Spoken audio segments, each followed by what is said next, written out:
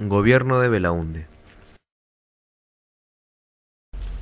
Aunque para su segundo gobierno, Belaúnde tenía más garantías contra los golpes de Estado estipuladas en la Constitución del 79, esto no significó que el presidente tuviera más confianza en las Fuerzas Armadas, ya que se omitió la redefinición de las relaciones cívico-militares. Esto fue evidente en sus primeros discursos, donde establece la no intervención del Estado democrático en asuntos militares. Con esto, las Fuerzas Armadas logran una gran autonomía institucional, la cual es agravada en cuanto el nuevo gobierno no afianza el poder democrático sobre el militar. Es evidente que el presidente temía darles mucho poder a los militares, pues esto aumentaba las posibilidades de golpe.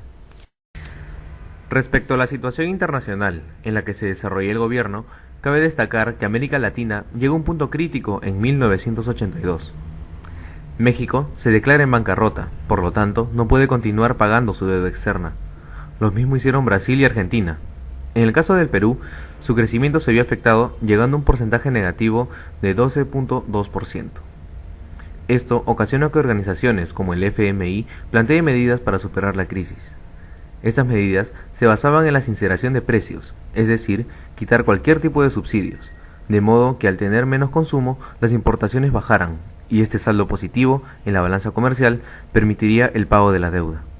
Es en este gobierno donde se dan las primeras medidas de corte neoliberal con una apertura al mercado externo, con medidas a favor de la inversión petrolera y minera, la liberalización del sistema financiero, la elevación de los precios, disminución del salario real y pago de la deuda externa. En 1981 tenemos las primeras noticias acerca de un conflicto en la cordillera del Cóndor con Ecuador. Los ecuatorianos logran invadir hasta el río Amazonas. En términos estrictos, no fue una guerra, solo un grupo de escaramuzas debido a que Ecuador no reconoce el Tratado de 1941. Ante esto, Belaúnde tuvo que usar las fuerzas militares, creando así conflictos y gastos económicos. En 1980 aparece en la escena un grupo formado bajo la ideología de Mao. Sus inicios se remontan a 1960, a raíz de la división del Partido Comunista Bandera Roja. Luego, en 1964, hay una nueva división de la que surge Patria Roja, y en 1970 otra última división de la que surge Sendero Luminoso. Este grupo se va preparando militarmente y expulsa a todos los miembros moderados del partido, de modo que solo quedan los radicales. Entre 1980 y 1982, Sendero Luminoso se siente, y está, en la capacidad de hacer lo que quiere, como atentados contra puestos policiales en busca de armas. Por la ineficaz presencia del Estado, el partido se convierte en administrador de justicia en los pueblos del campo, que son enrolados al partido. Teniendo una presencia física y prepotente, se gana en varios lugares el apoyo popular. En los inicios del accionar de Sendero Luminoso, este partido no fue tan violento como en los años siguientes. La reacción contra insurgente fue muy lenta. Había muy poca comprensión acerca de las dimensiones y el carácter del nuevo conflicto.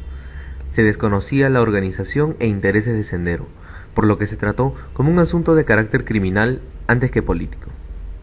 Belaúnde interpretó el conflicto como similar al del MIR en el 65, no tomando en cuenta los grandes cambios sociales y políticos dados desde esa fecha en el Perú. Por ello, se pensó que los encargados de resguardar el orden serían las fuerzas policiales, los hinchis. Asimismo, este desconocimiento del partido insurgente era general.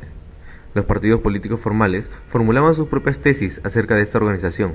Por ejemplo, la izquierda le atribuía responsabilidad directa a la CIA y al CIN, mientras que la derecha a la izquierda. El fracaso de las fuerzas policiales se debió a la confluencia de factores negativos que mellaban su desempeño, como por ejemplo la falta de entrenamiento en acciones contra insurgentes, las acusaciones de corrupción, la carencia de recursos para combatir, el camuflaje de Sendero entre la población y la geografía complicada.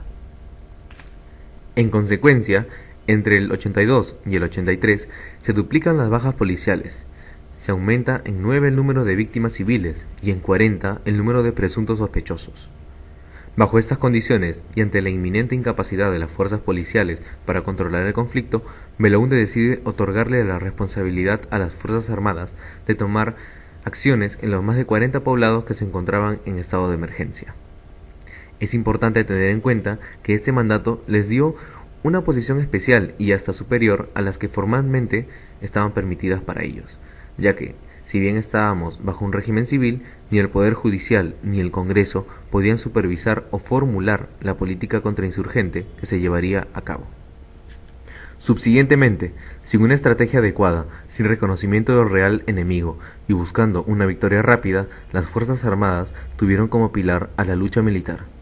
Como resultado, el periodo del 83 al 84 culminó con 5.000 muertos en un territorio de menos de 500.000 habitantes. Se siguió declarando estado de emergencia por doquier, lo que llevó a que el poder militar estuviera por encima del poder de las instituciones democráticas y los derechos de la sociedad civil. Dichas atribuciones quedaron legitimadas por el presidente en el 85 con la Ley 2450, la cual estipula que los comandos políticos militares tienen un papel protagónico en la lucha antisubversiva, dándole facultades para coordinar sectores públicos y privados en las zonas de emergencia. Con esto y el rechazo a los informes de violación de derechos humanos elaborados por Amnistía Internacional, se hace indiscutible la abdicación de la autoridad democrática. Así, termina el segundo gobierno de Belaúnde. Gobierno de Alan García.